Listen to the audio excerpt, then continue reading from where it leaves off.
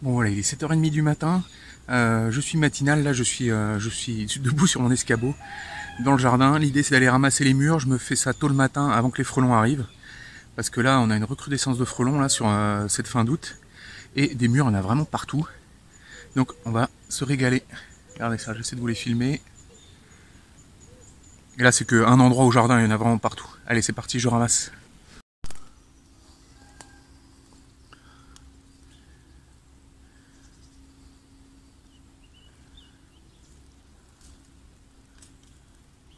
Allez, je ramasse les mûres. Il y en a qui tombent par terre, mais il y en a tellement que franchement, si j'en perds une sur 10, c'est pas bien grave.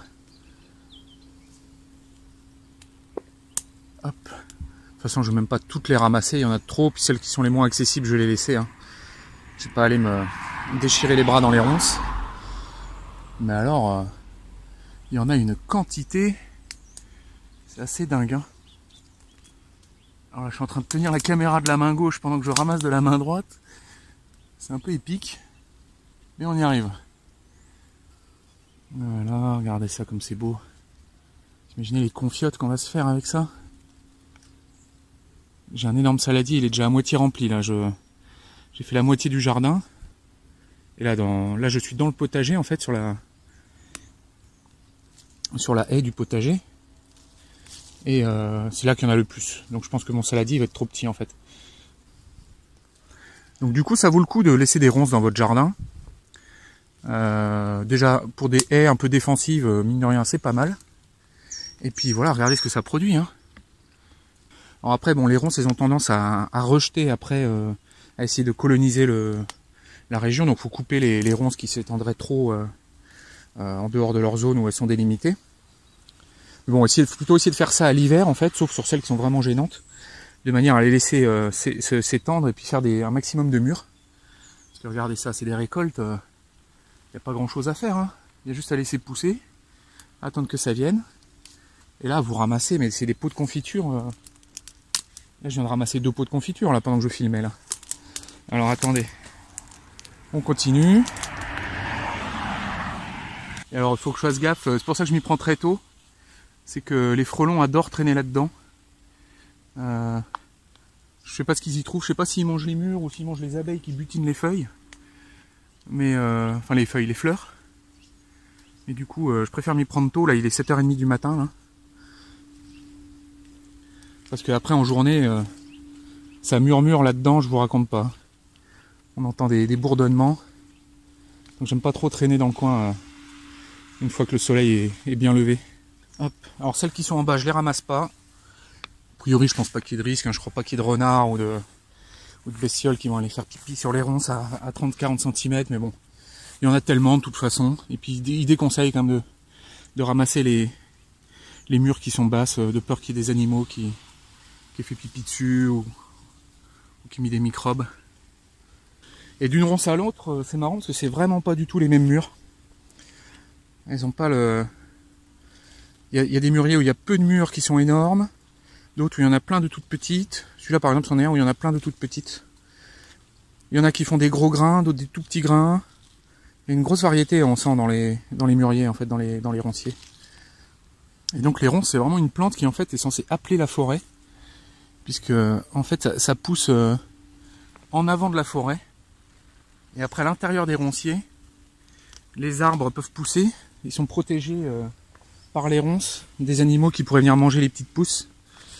Et c'est des arbres qu'on trouve, les ronciers c'est pas des trucs qu'on trouve à l'intérieur de la forêt, c'est vraiment des trucs de lisière de forêt et qui accompagnent en fait l'avancée de la forêt et qui servent d'abri en fait aux petits arbres après qui poussent. Et après ils font de l'ombre aux ronciers, parce que je crois que c'est quand même une plante qui a besoin d'assez de lumière, hein, le roncier. Et une fois que ils sont à l'ombre, ils périclitent. Mais ils avancent après. Ils avancent à la nouvelle lisière de la forêt et ainsi de suite. Allez, on continue, regardez ça. Pareil, il y en a partout. Donc voilà, ça c'est un petit conseil que je peux vous donner. Les ronces, dès que vous en voyez une, vous n'êtes pas obligé de la couper. Faut les confiner quand même, hein, faut pas les laisser faire n'importe quoi, leur laisser toute la place. Mais ça fait vraiment partie des choses intéressantes à cultiver dans un jardin. Alors je sais qu'ils font de la ronce sans épines, de ce que j'en ai compris. Ça fait pas des super fruits, c'est pas très très bon. Par contre, ouais, voilà, bah, du coup vous piquez pas. Mais là, voilà, ça fait 1 heure que je ramasse les ronces. Je me suis pas piqué. Hein. Faut avoir un petit peu le coup de main, ça vient vite en fait. Parce que globalement sur les grappes là que je manipule, elles sont relativement en dehors en fait du massif. Vous voyez, elles dépassent. Hein. Vous voyez, elles sont là. Et il y a assez peu d'épines là-dessus. Donc si vous contournez bien les branches et que vous passez par les côtés, vous faites attention au niveau de votre main à pas vous frotter contre les branches. Franchement, il n'y a pas de souci, vous faites pas mal. Hein. Mais vraiment, je pourrais ramasser le double de ce que je vais ramasser. Hein. Si vraiment je... Aïe, bah là, vous voyez, là je me suis piqué là. J'ai voulu aller attraper là-bas, là. Et là, crac, j'ai frotté sur cette branche-là. Donc c'est là qu'on se fait mal en fait. C'est en se frottant sur des branches, en essayant d'aller d'attraper des trucs un peu au fond. Hop. Mais bon, voilà, c'est c'est des petites éraflures, c'est pas méchant. Faut faire attention, je crois que ça donne le tétanos quand même. Faites attention à votre vaccin sur le tétanos si vous êtes bien vacciné. Moi je sais que je le suis parce que comme on a eu une petite là, on a dû revérifier tous nos vaccins et tout. Et puis je crois que c'est pas un truc anodin le tétanos, faire gaffe à ça. Mais bon, généralement si vous êtes au jardin et que vous jardinez, de manière générale faites gaffe au tétanos, faites en sorte d'être vacciné. Hein.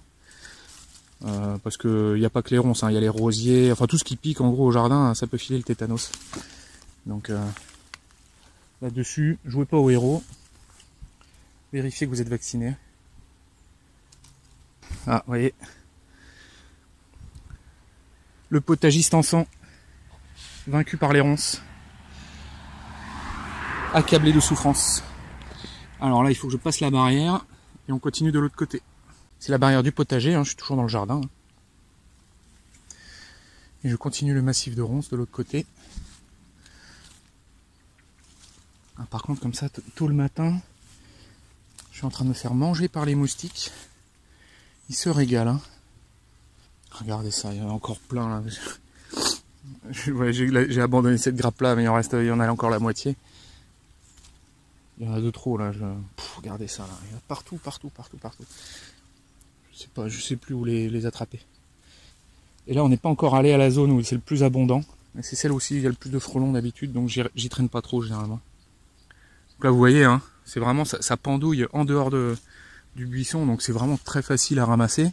Par contre, voilà, si vous taillez vos ronces, du coup, vous aurez juste les piquants et les ronces et vous n'aurez pas les fruits. Donc, il faut les laisser pousser, puisqu'en fait, les fruits se mettent en bout de tige, en fait. Hein. Donc, si vous coupez vos tiges de ronces, eh ben, vous n'aurez pas les fruits, quoi. Alors, par contre, du coup, effectivement, ça nécessite d'avoir des grands jardins avec de l'espace où vous pouvez laisser vos haies se répandre un peu chaque année. Puis voilà, après à l'hiver, vous les retaillez, vous rabattez tout ça. Mais voilà, faut que vous ayez 1 ou 2 mètres d'espace supplémentaire pour laisser votre haie se répandre. Puis bon, après esthétiquement, c'est pas non plus des plus jolis. Mais bon, voilà, c'est la nature. C'est plutôt sympa quand même ce qu'on récupère. Alors, j'essaie d'avancer, même si j'en reste encore plein. Regardez ça, là, il y en a plein, là, mais je vais même pas les ramasser, là. Hop. Là, peut-être celle-là. Sont vraiment faciles à aller attraper. Hop, là il y en a une grosse, une belle là, il y en a des belles. Hop là, regardez là, il y a toute une branche, elles sont toutes noires là. Hop. Partout. Bon. Hop. Et alors là on arrive au niveau de ce que j'appelle le mur de mur, dans lequel il y a souvent des frelons, d'où le titre de la vidéo. Le murmure du mur de murmure. Le voilà. Le Graal, le sacro-saint. Regardez ça.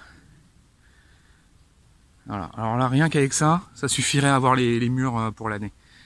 Bon allez, je vais essayer de ramasser un peu là-dedans. Mais déjà quand j'arrive là, en fait, généralement c'est la dernière partie du jardin que je fais quand je ramasse les murs. Et généralement j'en ai déjà assez. Regardez ça, c'est dingue, hein.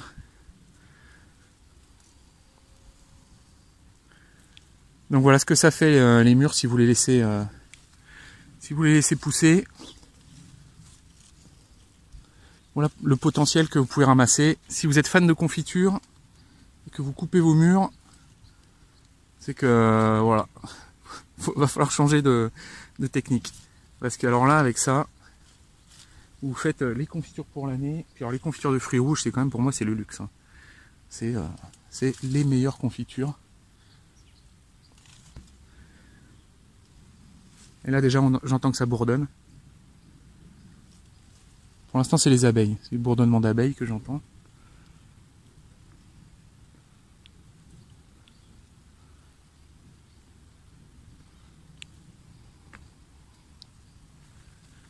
Ouais, j'en vois. Je vois des abeilles à l'intérieur. Hop. D'ailleurs, je vous avais dit que j'avais un essaim là qui m'embêtait. J'étais bloqué dans mes travaux de charpente à cause de l'essaim. Et l'autre jour, j'ai vu des frelons qui tournaient autour. Ils étaient 3 ou 4. Alors déjà qu'il n'était pas vaillant l'essaim. Mais je voyais 3 ou 4 frelons tourner autour. Et depuis, il n'y a plus d'essaim. Hein. Il était déjà plus ou moins très fatigué et maintenant, il n'y a plus d'abeilles. Donc voilà, ce problème-là, il s'est réglé tout seul, sans que je fasse rien. C'est un peu tristoun pour les abeilles, mais bon, de toute façon, elles avaient l'air un peu dégénérées, elles faisaient des trucs bizarres. Elles butinaient pas et tout, enfin, je n'ai pas trop compris. Voilà, alors regardez, il y en a encore là et tout, mais bon, tant pis. Allez, on arrête. En plus, comme je vous dis, je commence à entendre bourdonner, là. Donc, on va laisser le mur de murmure, et puis on va rentrer à la maison, peser la récolte. Voilà, non, bah, j'ai pas rempli mon saladier là, j'ai été très marseillais tout à l'heure. Mais voilà, on est quand même pas mal, hein. Donc vous voyez là, le soleil se lève tout juste. Et c'est la clôture en fait, enfin la bordure du potager, qui est un énorme roncier. Là, il y a des sumacs de Virginie là, vous m'aviez aidé à les identifier. Et les ronciers, s'ils sont attachés en fait, ça fait comme des sortes de parasols qui soutiennent du coup les ronciers. Là vous voyez, là, il y a ma bâche à courges et courgettes. J'ai cette sorte de grosse pierre aussi qui était là dans le jardin, une sorte de bande kilométrique, je sais pas trop, avec un petit trou en haut, au milieu, c'est plutôt joli. Et là voilà, regardez un peu tout ça. Alors bon voilà, comme je vous dis, il faut de l'espace, hein, parce que du coup la haie elle fait quasiment 4 mètres d'épaisseur. Mais bon, voilà, nous ici 3000 m² de terrain, on manque pas d'espace. Puis voilà, à l'hiver par contre je vais tailler tout ce qui... Voilà, toutes les ronces qui auront dépassé et tout, je vais mettre un grand coup de débroussailleuse là-dedans pour éviter que ça se propage, parce que sinon, bah, là c'est un début de forêt hein, qui est en train de s'installer. Hein. Bon, et donc verdict, 1,250 kg. Voilà, 1,250 kg de mûres. Et voilà, sans forcer, hein, j'aurais pu en facilement ramasser le double, voire le triple. Donc voilà, depuis le début, j'ai ramassé 3 fois les mûres, on est à plus de 3 kg là maintenant. Donc voilà, et je vous laisse imaginer les confitures. Alors, je vous montre, on est en train de faire la confiture avec les mûres. Ah voilà, là on a mis le sucre, les mûres, c'est en train de chauffer. Et le jus de citron. Ah, et du jus de citron, c'est important. Madame a précisé, il y a du jus de citron. Bon, et donc pour la suite des opérations, je laisse la main à ma fille qui va vous expliquer tout ça. Bah voilà, c'est la confiture qui est en train de se faire. Il faut toujours stériliser les pots avant de s'en servir. À l'eau bouillante, parce qu'après il y a les microbes qui se mettent dans la confiture si on ne le fait pas. Et ça, c'est pas bien. Alors, on a pris le mixeur parce que les mûres ne ramollissent pas assez. Et c'est des mûres sauvages. Elles sont un peu dures. Une fois les confitures faites, on les retourne dans leur pot, bien serrées pour que la stérilisation se termine bien. Et voilà. Pendant 24 heures. Pendant 24 heures. Et après, on peut les retourner et les mettre dans un placard sombre. Voilà. Et on peut conserver la confiture presque autant qu'on veut. Voilà. Allez, je vous montre ça parce que c'est vraiment joli. Regardez ça. Petite confiture de mûre, faite maison. Oh là, c'est un vrai régal, là. C'est une petite tranche de brioche. Hop. On se met bien. Ça, c'est du petit déj comme on l'aime. Regardez ça comme c'est beau. Allez, je vais me régaler. Impec. Bon, et donc voilà, je viens de refaire un petit tour rapide du jardin et on a ramassé 700 grammes de mûres. Donc voilà, bon là je J'ai vraiment pris les plus faciles, un tour rapide, parce qu'on en a déjà beaucoup. Alors on va aller au congèle, on va faire un peu le point là. Bon et donc voilà, je sors du congèle. Et alors voilà, en plus du 1,2 kg de mûres qui sont passés dans les 6 pots de confiture que vous avez vu précédemment, voilà, il nous reste encore tout ça. Donc là il y a encore 3 kg en fait, hein, un petit peu moins. Donc voilà, en gros faut 200 g de mûres pour un pot de confiture. Voilà, je vous laisse imaginer un peu la quantité de mûres, de pots de confiture qu'on va pouvoir faire. On va pouvoir en donner et tout et tout. Voilà, c'est vraiment beau, hein. C'est vraiment des petits diamants là, ça c'est rempli de petits bijoux. J'ai vu qu'en supermarché les mûres ils vendaient ça 30 € le kilo. Alors bon, moi dans les comptes je vais pas les compter à ce prix là, je les compte à 10 € le kilo. Mais bon voilà, c'est vraiment c'est parmi les trucs les plus raffinés que vous pouvez avoir dans votre jardin. Donc voilà, moralité de l'histoire, laissez pousser vos ronces. Et puis moi je vous dis à bientôt.